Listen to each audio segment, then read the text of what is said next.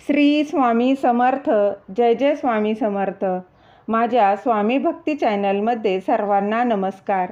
आज आहे दुर्गाष्टमी. या निमित्तानं कुलदेवीची कोणती सेवा केली पाहिजे हे मी या व्हिडिओत सांगणार आहे. ते जाणून घेण्याआधी तुम्ही माझ्या स्वामी भक्ती चॅनलला सबस्क्राईब नक्की करा. आधी सांगितल्याप्रमाणे आज आहे दुर्गाष्टमी. त्यामुळे निमित्तानं आपल्या कुलदेवीला प्रसन्न करून घेण्याचा अत्यंत महत्त्वाचा असा दिवस आहे. या दिवशी कुठली सेवा केली पाहिजे, त्याचबरोबर देवीला प्रसन्न करून घेऊन आपल्याला आशीर्वाद प्राप्त करून घेण्याचा अत्यंत महत्त्वाचा दिवस आहे. त्या निमित्तानं आपण काही सेवा देखील केल्या पाहिजे. तर आपल्या घरात कुलदेवीचा टाक असेल किंवा कुलदेवीची मूर्ती जरी असेल, जे काही असेल त्यावर कुंकुमार्चन सेवा आज नक्की करावी. कुंकुमार्चन केल्यानं देवी जागृत होते. जागृत मूर्तीतील शक्तितत्व हे कुंकवात येतं. नंतर ते कुंकू आपण लावल्यावर त्यातील देवीची शक्ती आपल्याला मिळते. मूळ कार्यरत शक्ती तत्वाची निर्मिती ही लाल रंगाच्या प्रकाशातून झालेली आहे. शक्ती तत्वाचे दर्शन म्हणून देवीची पूजा ही कुंकवाने करतात. कुंकवातून प्रक्षेपित होणाऱ्या गंधलहरींचा सुवासाकडे ब्रह्मांडातील शक्ती तत्वाच्या लहरी अल्प कालावधीत आकृष्ट होत असल्याने मूर्तीतील सगुण तत्वाला जागृत करण्यासाठी लाल रंगाचे कुंकू हे देवी तत्वाला प्रसन्न करण्याचा गंध आहे. त्यामुळे कुंकू जे आहे त्याने आज नक्कीच कुंकुमार्चन सेवा देवीला करायची आहे. आणि ते कुंकू आहे ते नंतर एका डब्बीत भरून तुम्ही ठेवायचं आहे. एखाद्या रोज जरी लावलं तरी देखील काहीच हरकत नाही. किंवा तुम्ही विशिष्ट कामासाठी, काहीतरी महत्त्वाच्या कामासाठी घराबाहेर जाणार असाल तर ते कुंकू आवर्जून लावावं.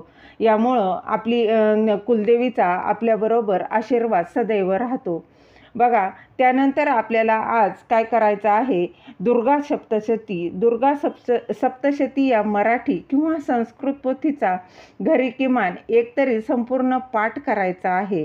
त्याचबरोबर तुम्हाला श्रीयंत्र जर असेल तर श्रीयंत्रावर देखील तुम्ही कुंकुमार्चन सेवा करू शकता. ही सेवा सुरू करत असताना तुम्हाला श्री सुक्तम स्तोत्र पठण करायचं आहे. त्याचबरोबर आज श्री ललिता सहस्रनाम स्तोत्र पठण करायचं आहे. श्रीयंत्रावर हे सुद्धा स्तोत्र वाचून तुम्ही कुंकुमार्चन सेवा करू शकता. त्याचबरोबर 64 योगिनी यंत्राची पंचोपचार पूजा करावी व एक माळ श्री स्वामी समर्थ व एक माळ नवार्णव मंत्र जप करून हे यंत्र तुमच्या घराच्या किंवा दुकानाच्या प्रवेशद्वारावर, मुख्य प्रवेशद्वारावर लावावं. दक्षिण दिशेला प्रवेशद्वार असेल तर तांब्याचे 64 योगिनी विजय पंचदशी यंत्र आज मुख्य प्रवेशद्वारावर नक्की लावावं. हे 64 योगिनी यंत्र तुमच्या जवळपास केंद्र असेल किंवा केंद्रामध्ये जर एखादं दुकान असेल तर तिथे देखील मिळून जाईल किंवा जिथे पूजेचं साहित्य भेटतं तिथे देखील हे 64 योगिनी यंत्र नक्कीच मिळणार आहे. त्याचप्रमाणे जरी तुमच्या दरवाजावर 64 योगिनी यंत्र लावलेलं असेल तरी ते काढून पुन्हा धुवून स्वच्छ करून पुन्हा त्यावर सेवा केली तरी काहीच हरकत नाही. त्यामुळे आज हे नक्कीच करावं. यामुळे काय होत असतं बघा, आपण दरवाजावर हे यंत्र लावल्यानं घरात शांतता प्रस्थापित होत असते. या यंत्राच्या प्रभावानं घरात लक्ष्मी टिकून राहत असते.